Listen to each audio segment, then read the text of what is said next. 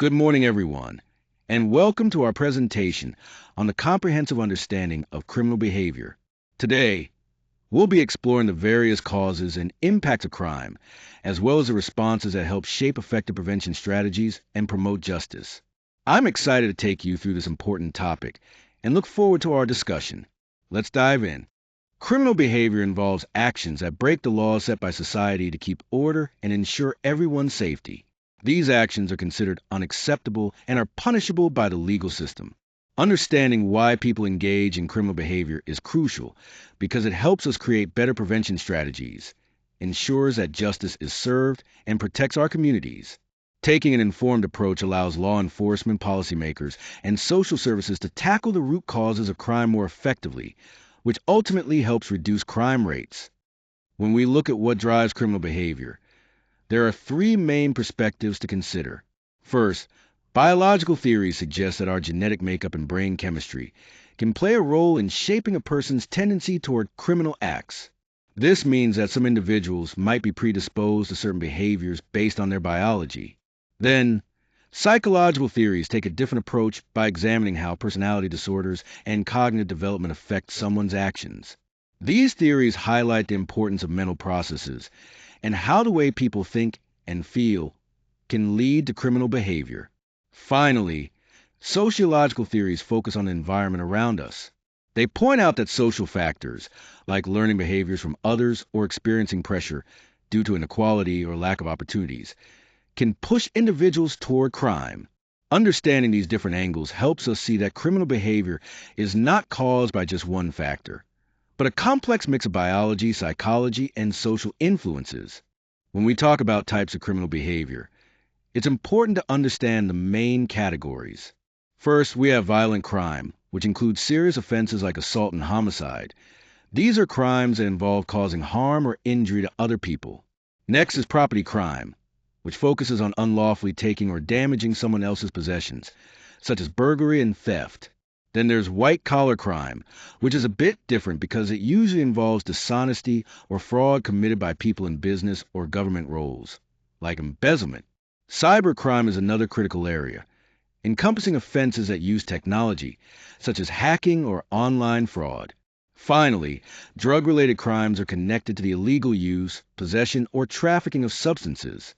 Each of these types has unique characteristics, but they all play a significant role in the study of criminal behavior. When we look at what influences criminal behavior, there are several important factors to consider. First, environmental factors play a big role. This includes things like family dynamics, how a person's family interacts and supports each other, as well as the conditions of the neighborhood they live in. If these environments are unstable or unsafe, they can contribute to negative behavior patterns. Next, social factors come into play. Peer pressure is a powerful influence, especially for younger individuals who may want to fit in. Additionally, the social norms that exist in the community can shape what behaviors are considered acceptable, which in turn affects decisions and actions.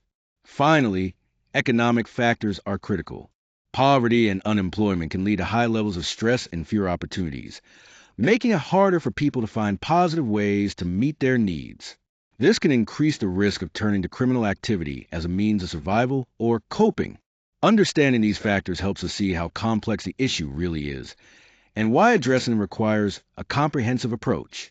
When we look at the development of criminal behavior, there are several key factors to consider.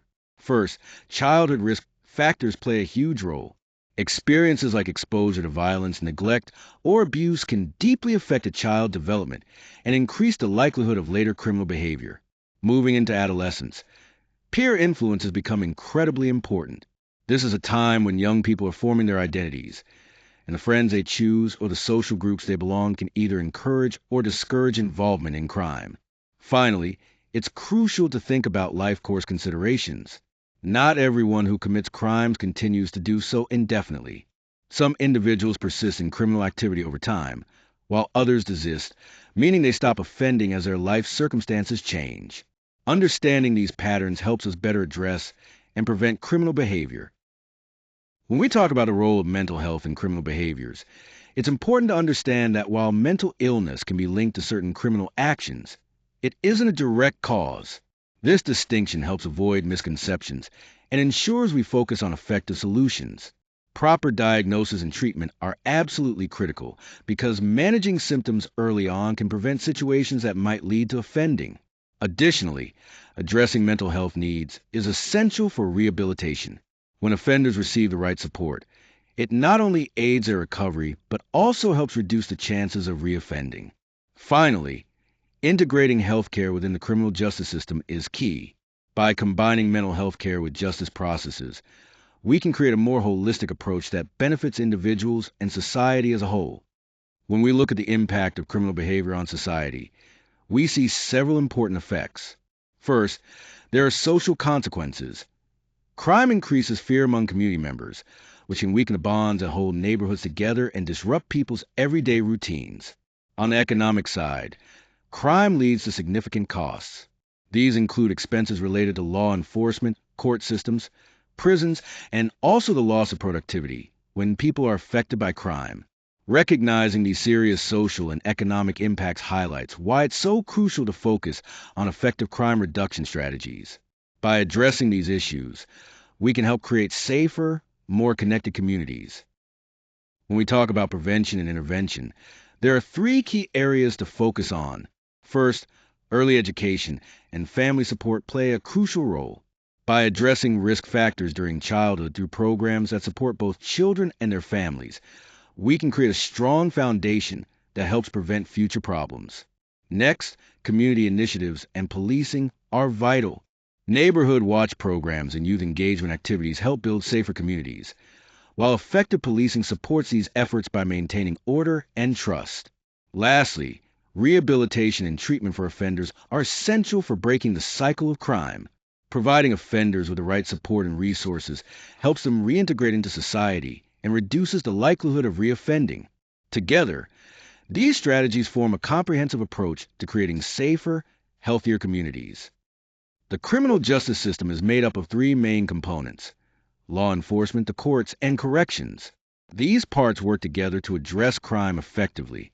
One of the key challenges is finding the right balance between punishment and rehabilitation. The goal is to protect public safety while also helping offenders reform and reintegrate into society.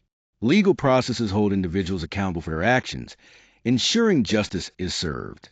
At the same time, correctional programs focus on reducing the chances of reoffending by providing education and therapeutic support. This combined approach helps create a safer community and supports positive change for those involved in the system. Criminal behavior is a complex issue shaped by a combination of biological, psychological, and sociological factors. Because of this complexity, it's clear that no single approach can effectively address it.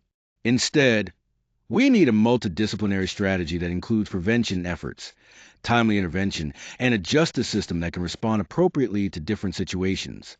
Ongoing research and raising public awareness are vital to help us develop policies that truly work. Ultimately, the goal is to create effective solutions that not only reduce crime, but also improve the overall well-being of our communities.